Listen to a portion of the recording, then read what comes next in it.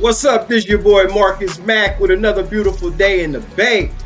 Hey, I got a special guest, and I'm surprised. I'm anxious. I'm happy. I'm all of the above, man. I'm just happy that I was able to get her today and book her for this broadcast. She been killing it on the West Coast.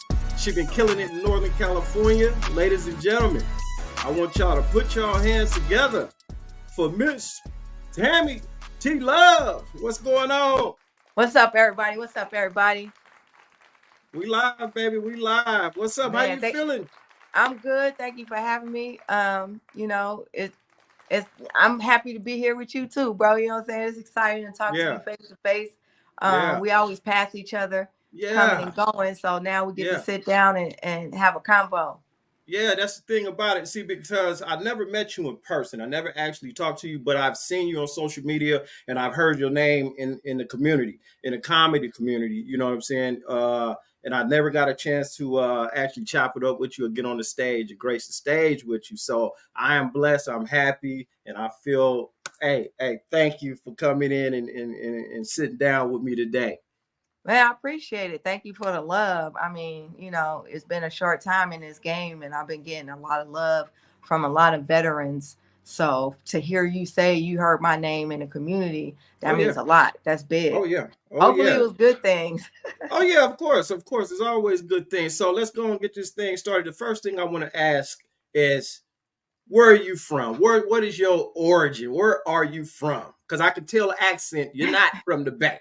You know what I'm saying? No. Because I'm getting a little something, you know what I'm saying, from you. Well, I'm 52 years old. Mm-hmm. So I'm from a lot of places, but originally I'm from Brooklyn, New York. I was raised in Los Angeles, California, but I got my game from the Bay, Oakland, San Fran. Man, you hit all three corners. All you needed was Miami. You'd have been in there. You know what I'm saying? You hit them all. I mean, I got the top 3 best championship cities you could be from. Right, exactly. But look, though, you going from that's like 3 extreme accents. Well, you know what I'm saying? I got 2 extreme accents as a child, from New York to California. In New York, we say, it's different. In New York is water, you know what I'm saying, with an A, and in California it's water with an R. So it was a big culture shock. But at the same time, I would go back to New York with California and come to New York. And then you got the South. You got Danville, Virginia. Oh, really? Oh, boy, you can get around. You know, when I go back down south, I'm from Louisiana. I'm from Monroe, Louisiana, and Dallas, Texas, down that area. And my wife used to hate when I used to go home because I would come back talking country. What's country. Up with I would be talking so country, and my wife like a runaway slave. Right. And then with this new little thing with the hot boys, and with the little country swag, and I come back and I'll be talking my country grammar, and she be looking like, you know what I'm saying? I got a hot boy, Yep, because Outkast said the South got something to say, and everybody wanted a little Southern accent since then. Yeah. So, all right, well, let me ask you this question. Since you're well-traveled, you're a well-traveled young lady. Any international? Yes, I was in the military. Oh, man. You sound like me. I was in the military straight out of high school, so I went to Panama after America, destroyed it. They send us to go fix it, and I was part of the crew that rebuild a lot of Panama. Right. Mm-hmm. Okay. Yeah, nice to hear that, man. You're a well-traveled individual. How did you get into comedy? Comedy. Old Black women at parties, and I say older than me, used to always ask me where I'm gonna perform at. And I always would say, I'm not a comedian. And they're like, yes, you are. So fast forward I meet a guy. His name is Tim Jackson. I meet him at Stern Grove for Morris Day and a Time. They're out there. And I see Tim Jackson walk up, and he's walking with this buff dude. And I say, here come Berry Gordy and LL Cool J. So I'm talking about him. He's talking about me. After the show, he asked me if I've ever been a comedian or thought about it. And I told him I don't know how to be myself on stage. Right. So fast forward again, I start taking it real serious because this woman broke up with me. He starts throwing house parties for me specifically to get over stage fright and learn how to do it. So that lasted about 2 months, every other Thursday for 2 months. He directed me to another gentleman, Tony Sparks, legend in the Bay of comedy. Yeah. I did one open mic with Tony Sparks. The next weekend I went to go see. That's big right there. Yes, yes. That was a hell of an audition. I don't know what you did to audition to get that That's that name in your mouth. I knew Tim Jackson introduces me to Tony Sparks. I do the open mic with Tony Sparks. That following week, I meet Monique at the San Jose Improv. I tell her that I'm an inspiring comedian. She tells me, wait. Monique? Oh, Monique up the street. Which Monique? No, the Queen of Comedy. Miss Monique, the Queen of Comedy. Monique. Yes. Oh, okay. All right. Yes. Boy, you got introduced to some hitters. Well, I'm there as a regular patron. I bought my ticket. I'm sitting in the front row just to admire her. I had never seen her before. And here's an opportunity for me to see her live in my city. So I go to the show to study. She does amazing. We have, dialogue during the show. After the show, I told her I was an inspiring comedian. She tells me, get on stage, do 10 minutes. And I could. Now you heard the stages. Okay. Didn't do comedy. Yes. Tim Jackson had house parties showing me the blueprint. Met Tony Sparks. Tony Sparks open mic. Told Monique I was an inspiring comedian. She told me get on stage and do 10 minutes. I said, when? She said, right now. I'm going to tell the manager you're going to open up for me and you're going to do 10 minutes on my next show, which starts in 20 minutes. Oh my God. Right now. Right now. Right now. And I asked her again. I said, right now? And she said, do you want 10 minutes or not? And I said, I can't tell you no. And she said, all right, well, meet me in the back. I said, in the back of where? She said, bitch, meet me in the lobby. Why are you asking so many questions? Do you want this or not? So I did. Beautiful. I did my 10 minutes, probably more than that, because I have no idea what a white light meant at the time. Oh, you green. You greener than green. You green. Didn't know anything. But I knew when I stepped on that stage, it was go time and it felt natural. Really? Paul Mooney and Monique are standing in the balcony watching me. I don't feel like I'm supposed to get down until they come down, but I don't know because I've never done this before. Right. And so not to interrupt you, but I can imagine you broke all of the rules. I probably did 100%.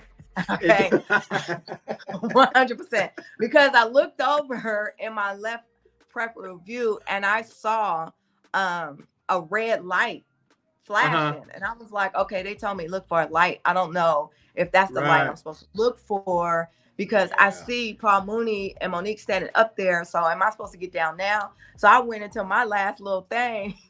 Right. And that's beautiful. When I came down, I'm juiced. I'm like, oh my God, Monique, precious, shadow boxer.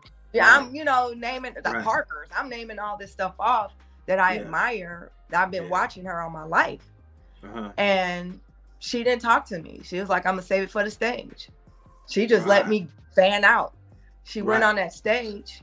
I also have to backtrack and shout out to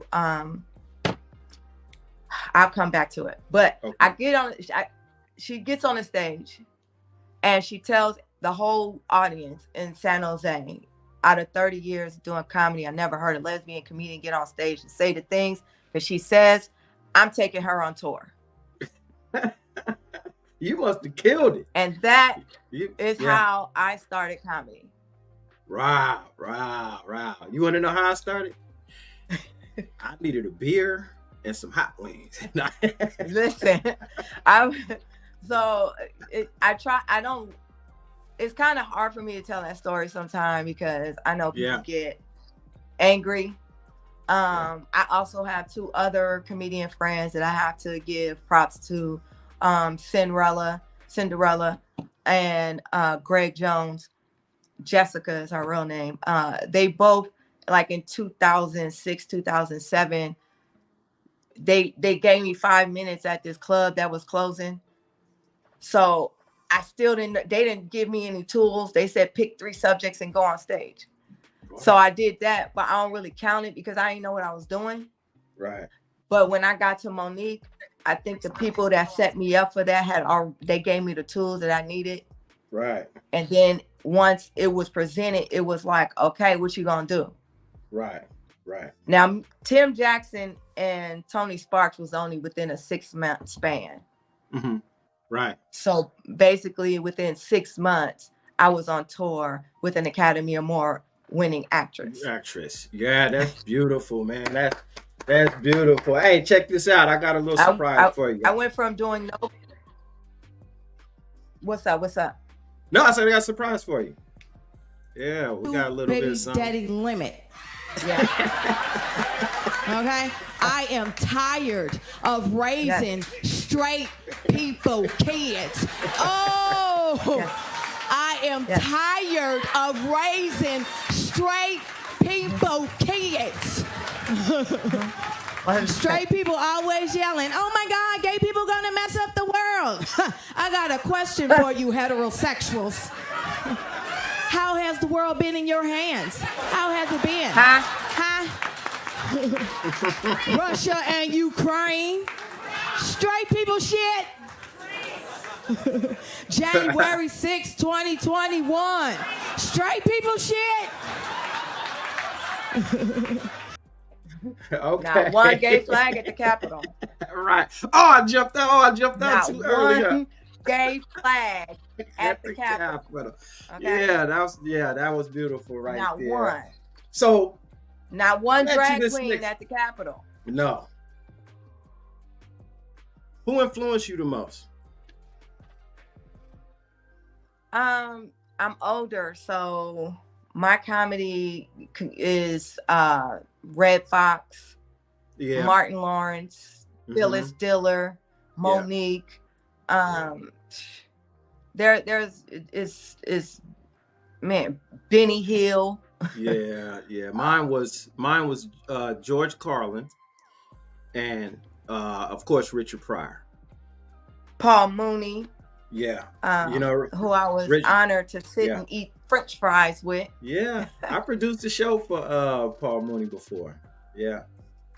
So, I used to put on the Richard Pryor album when my parents was gone. Then we'll pull it out, me and my friends, and we'll listen to everything. And then, next thing I'm at school trying to talk like Richard Pryor, bitch.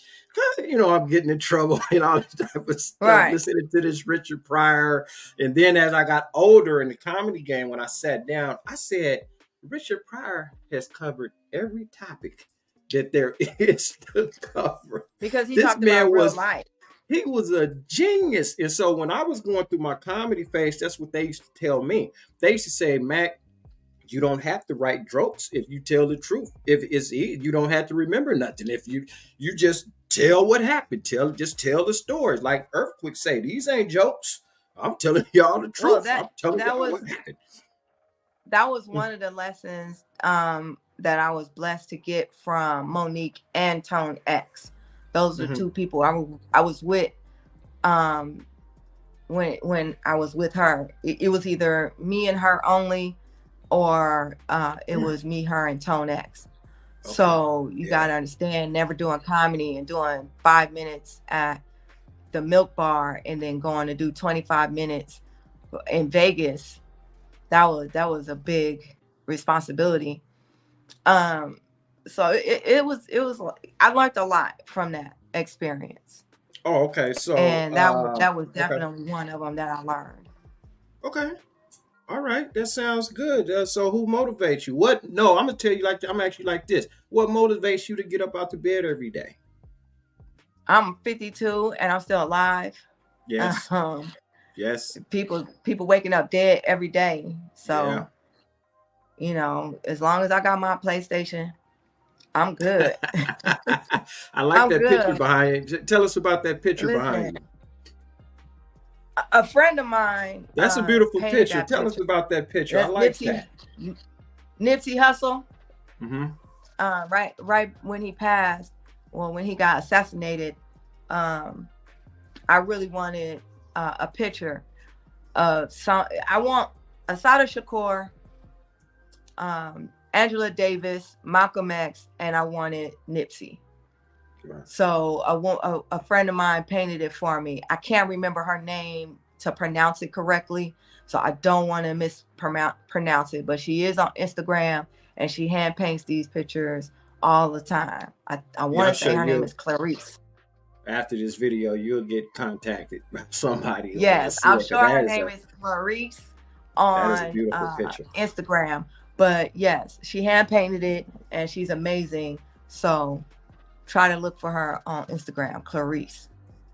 It's CC. I know that's the initials on her page. Okay, what are your goals right now? What you got planned for the future? What's going on? What you got going on outside of comedy? Comedy is outside. I actually work full time, so comedy is my getaway. Comedy is like, I can't play basketball no more like I used to. So comedy is my basketball now. I get to go out, hang with young people still.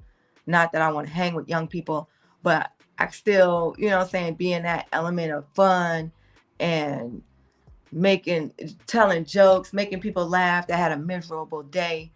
One of the things that I did learn from Monique, going back to what you were saying earlier, was she told me not to write jokes. Because I got on stage in Arlington, Texas, and I was doing the jokes that I wrote in San Francisco, and she was like, "What are you doing? Don't tell jokes. I want you to tell your story, because there's a little black kid, or there's a parent of a black kid that don't understand a little black gay kid that see you, and now they understand them." Right, exactly. Which is true. If I could give you an example right quick. We were in Vegas, and there was a couple sitting to my left while I'm on stage, and they kept sitting there, and it was like the whole time they looking at me like church folk, just, you know, just stunned, like no facial expression, no laughter, no nothing. Like they were holding their breath.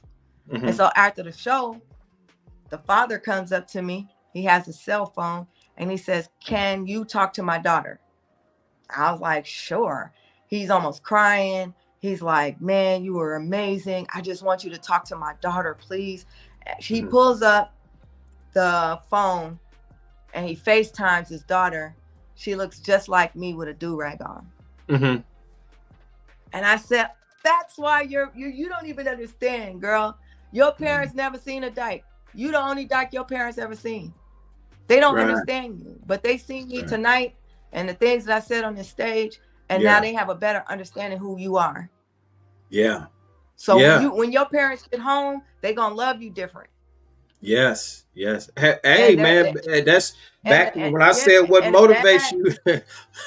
That's a part of it right there. Mom, they were both telling. They was like, it's gonna be different, because they seen their child on that stage, and all the negative things that they probably told that girl she can't never do, they saw me and was like, "Oh man, we can't." Because I'm telling you exactly what you're doing to your child. It's been done, and you don't love your kids. Right. Because I can't stand them. Right. Well, I'm gonna ask you this question. I've asked all of the comics this question, and you pretty much answered most of it, but I just want to hear it come from you. It's a 2-part question. The things you like about comedy right now, and the things you don't like about comedy right now. Oh man, the things I love about comedy is just the self-expression. When strangers can relate to what I'm saying on that stage, whether they be straight or whatever. I get a lot of heterosexual people that come up to me and they're like, thank you, and they appreciate me. Right. So that means a lot. When people see me on the street and they remember something I said, and they like something I did 3 years ago. Right. I love that. The things I don't like about comedy is the gatekeepers and the communication.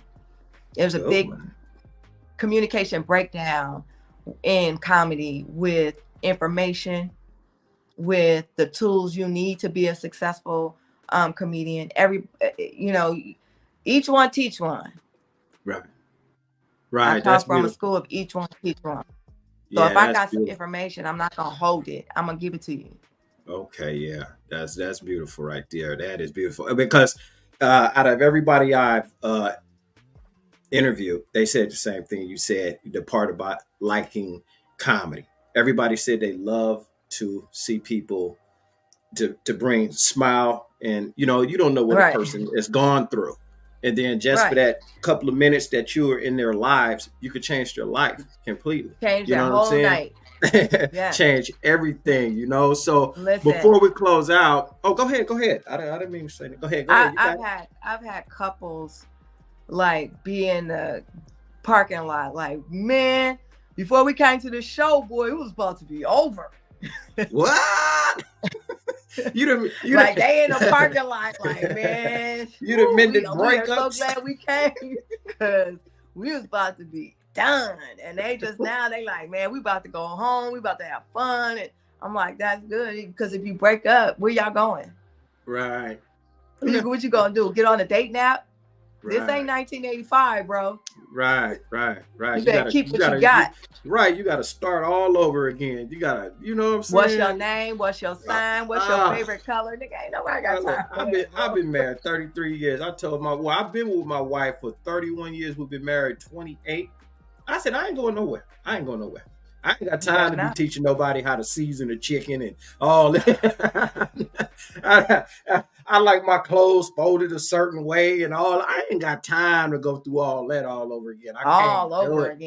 I can't do it. All right, so so here's the reason why I'm single. Shout out to the black women in the audience. All right, what you got coming up? I got a few flyers I want to put up here, and I'll let you elaborate on these flyers. Here go one right here. What's that? Santa Cruz Comedy Fest, October 7th, Saturday. Yes, Santa Cruz Comedy Festival with my homeboy DNA. He looks like a white guy from ZZ Top. He's amazing. It's going to be at a barbershop, actually. This is going to be fun because every time I tell jokes in a barbershop, men tend to cry. But, see if they're tough this time. Men are very sensitive. I'm going to go down the line. I got one more right here. I don't know what this is. See how sensitive the man is? He got off of that subject. This is awesome. That sensitive man got off of that. No, I don't run from no topic. That's what they all say. And then they put on their gym shoes and start running. This is also Santa Cruz Comedy Festival as well. It's just geared to the people that like comic books. Okay. All right, that sounds good. And then the final one, this right here is what's this? San Francisco? Yes, that is. I believe is that in Walnut Creek or San Francisco? Yeah. San Francisco on October 3rd. Yeah. Yes, that should be fun. I'm headlining that with yeah, I see that with some Bay Area comedians. They're cool. I like them. And then this Thursday, if you're around, I will be in San Francisco at the Barbary Coast. That is a weed dispensary. Okay. So they have a lounge where you can smoke your marijuana in the dispensary lounge. You can purchase your marijuana at the dispensary as well. We encourage that. And come on in and enjoy some comedy in the lounge. You can smoke your weed in the lounge and listen to comedy at the same time. That's every Thursday at the Barbary Coast. Hashtag hella funny. And I believe Friday, this Saturday, I'm in Walnut Creek for the Best of San Francisco comedy show. It should be really dope. Yeah, that sounds like it's going to be very exciting. So, hey, all we got is 4 minutes left. So, any inspiring words to somebody who's trying to become a comic, or what you want to close with? It's on you. Inspiring words if you want to be a comic. Whatever you want to talk about. Don't rush. Everything takes its time. Don't rush. I thought I was famous. Mm-hmm. As soon as I got in there, I was on tour with the Queen. But then the Queen dropped me back off at the starting gate and was like, no, you need to learn from the beginning. So don't try to rush this comedy game, because there's a lot of ins and outs that you need to learn from the gate. Yeah. And at 18, 19 years old, you do not know ish. No. I believe I'm a lot more funnier now at this age because I lived through so much for 52 years. Right, so I have a little bit more experience to laugh and joke about. But comedy is subjective. Right. Be yourself, because there's only one you. Can't nobody be you. Don't matter how much they act like you. Be yourself, love yourself, and don't let no one take you out of your character, because they will try. Stay cool, positive, and keep positive people around you that's gonna love you. If they don't love you out loud in public, then don't let them love you behind closed doors. Hey, with that Ladies, said, my mama said, if you have sex with boys, you make babies. I don't have kids and I'm single. Tell your mama I said hi. All right, everybody, let's give it up for Miss Tammy Tea Love. Thank you, baby. Thanks for coming on the show, man. I appreciate you to death, man. We're going to hook up one day. We're gonna get it together tonight. I'm going to be going to see Jay Rich. I'm going to go out to Jay Rich at Tammy Tea's tonight. And for everybody out there who's watching, all 10 people, I will be at Tammy Tea's tonight out there in Pleasant, California. Yes, pull up to Tammy Tea's. Support Jay Rich and all everybody that's on that show. They're all talented. They all funny. They all Bay Area, so you're going to get authentic. Yeah. You're going to get authentic Oakland on that show tonight. All right. Peace.